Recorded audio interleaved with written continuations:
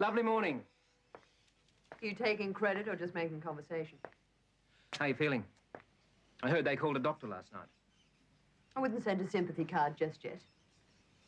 When I want company at breakfast, I'll arrange it. I have to talk to you. I had a visit from the police this morning. They wanted a donation for the boys' club.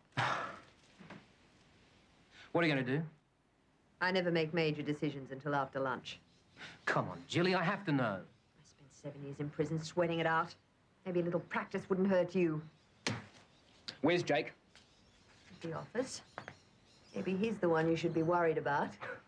He won't go back on his word. What makes you so sure? Because he wants to stay on the right side of my mother. Get out of here. I just want to know what you're going to do. Get out! Jilly said... Jilly, no! Get out! All right, I'm going.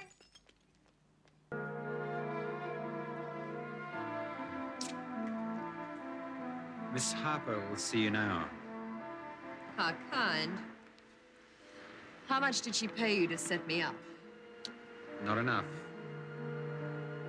Considering what I had to do for it.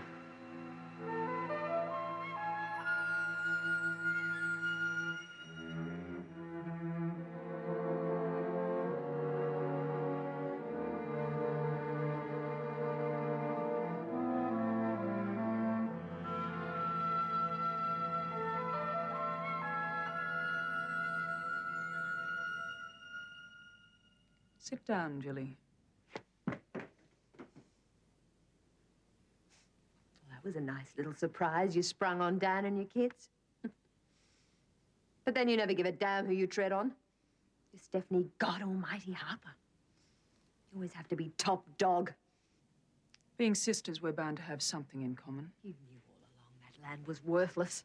You're so greedy, Jilly. You had it all, but it still wasn't enough. I haven't finished yet. Do you imagine Jake and I are going to sit back and let this happen? You know me better than that. The problem is you don't know me. You never did. Oh, I know you. Max Harper's frumpy daughter. She got husbands because she was too dumb to know the only reason anyone ever forced themselves into bed with her was for the money. But you got smart. You married good old Dan. And he turned the ugly duckling into a swan. Oh, God, there's one born every day. But even he isn't going to last the distance, is he? He's found out, like all of us, that you're a fraud. The same frigid frump is still right there beneath the plastic surgery and expensive clothes. Have you finished? Oh, no. And I never will be. I'll make you pay for all the misery and humiliation you put me through. And I won't rest till I've destroyed everything you ever had or ever wanted. I hate you, Stephanie. And I'll bring you down. Even if it means spending the rest of my life behind bars. I hate you, do you hear me? The feeling, Jilly, is entirely mutual. You did everything in your power to ruin my life. You hurt everybody I love. But I think possibly the worst thing you did was to drive a nice, kind man like Philip Stewart to kill himself. And that's something I'll never forgive you for. You can't prove that. Oh, I don't need to.